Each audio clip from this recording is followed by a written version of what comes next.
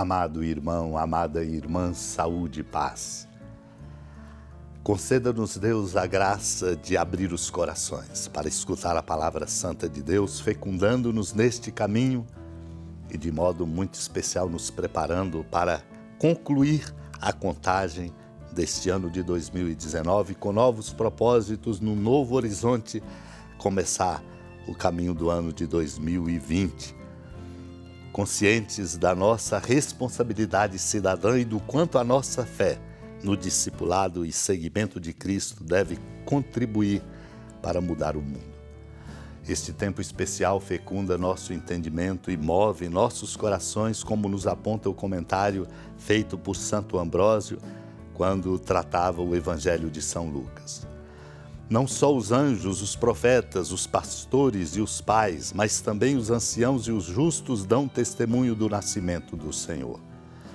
Todas as idades, ambos os séculos e os sinais extraordinários contribuem para a fé. Uma virgem dá à luz, uma estéril concebe, um mudo fala, Isabel profetiza, o mago adora, a criança exulta ainda no ventre, uma viúva dá graças, um justo aguarda. Um justo de verdade, que buscava não só o seu bem, mas o do povo, suspirando pela libertação dos vínculos do seu corpo frágil, mas esperando ver o Messias prometido, pois sabia serem felizes os olhos dos que o veriam. Quem quiser ser livre, que venha ao templo, que venha a Jerusalém, espere o ungido do Senhor, receba em suas mãos o verbo de Deus e abrace-o com os braços de sua fé. Quem assim tiver visto a vida será despedido sem ver a morte. Vemos a riqueza da graça difundida em todos pelo nascimento do Senhor e a profecia negada pelos incrédulos, mas não aos justos. Por isso, Ana nos é apresentada. Os méritos de sua viuvez e sua conduta a tornaram plenamente digna de anunciar a vinda do Redentor de todos. Naquele tempo, havia também uma profetisa chamada Ana, filha de Fanuel, da tribo de Aser.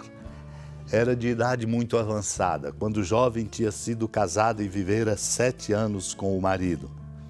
Depois ficara viúva e agora já estava com 84 anos. Não saía do templo dia e noite servindo a Deus com jejuns e orações. Ana chegou nesse momento e pôs-se a louvar a Deus e a falar do menino a todos os que esperavam a libertação de Jerusalém. Depois de cumprirem tudo conforme a lei do Senhor, voltaram a Galiléia para Nazaré, sua cidade. O menino crescia e tornava-se forte, cheio de sabedoria, e a graça de Deus estava com ele. Amado irmão, amada irmã, a figura desta profetisa chamada Ana, filha de Fanuel, da tribo de Aser, torna-se para nós exemplar, sobretudo quando olhamos o futuro, quando olhamos como somos chamados a olhar para frente, particularmente porque o caminho conduzido pela mão de Deus precisa ser fecundado por nosso trabalho, por nosso testemunho, por nossa honestidade, e por nossa competência amorosa no respeito à justiça e na promoção dos direitos. Ela se torna exemplar. Qual é então a exemplaridade de Ana? Porque era de idade avançada, porque era uma viúva, porque tinha sido casada por 7 anos, porque tinha 84 anos, qual é a sua exemplaridade? A sua exemplaridade vem, e este é o segredo e a fecundidade para o nosso caminho. Não saía do templo dia e noite servindo a Deus com jejuns e orações, para dizer, Deus é o centro de sua vida, é a fonte, e é de fato Ele a fonte porque Deus é amor.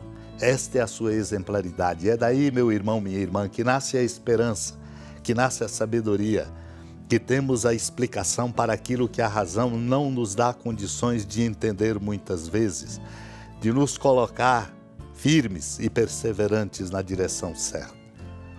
E Ana chegou exatamente naquele momento em que o menino estava sendo apresentado e pôs-se a louvar a Deus, reconhecendo por sua competência sapiencial o que Deus estava ali manifestando e o que Deus indicava para a libertação de Jerusalém.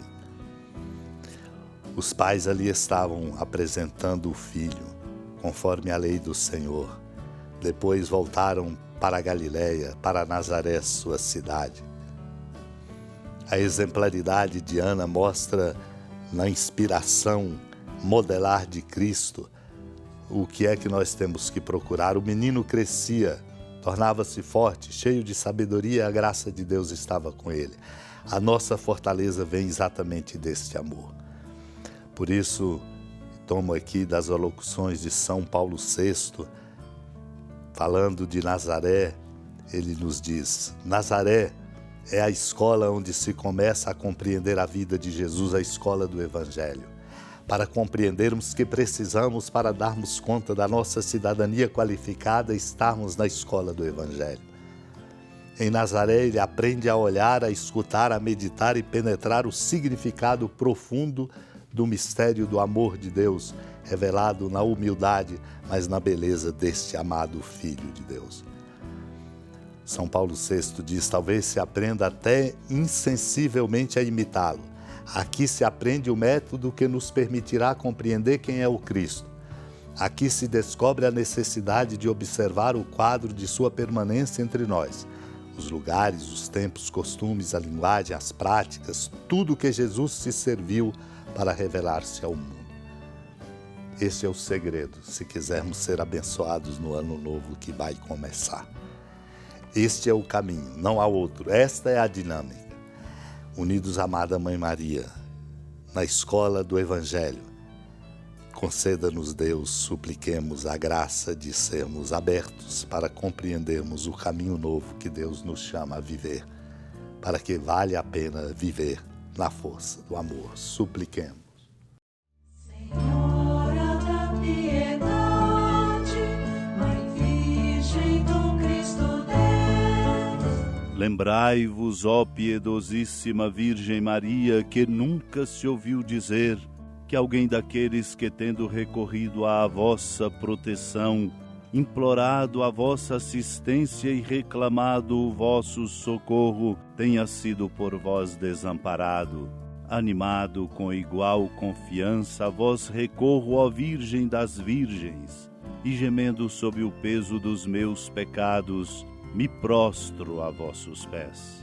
Não desprezeis as minhas súplicas, ó Mãe do Verbo encarnado, mas dignai-vos de as ouvir propícia e de me alcançar o que vos peço. Amém. Feliz padroeira de um povo a lutar, a gente mineira te quer exaltar, não só lá na serra, tu és esplendor de toda esta terra, também és fulgor.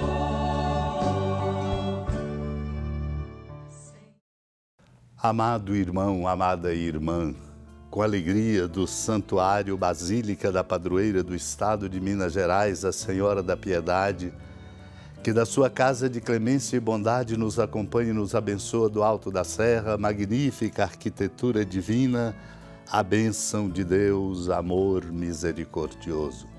Pai, Filho e Espírito Santo, desça sobre sua família, proteja sua casa, sustente sua vida, fecunde o caminho missionário de nossa igreja, nos encha de sabedoria e permaneça conosco para sempre. Amém. Feliz padroeira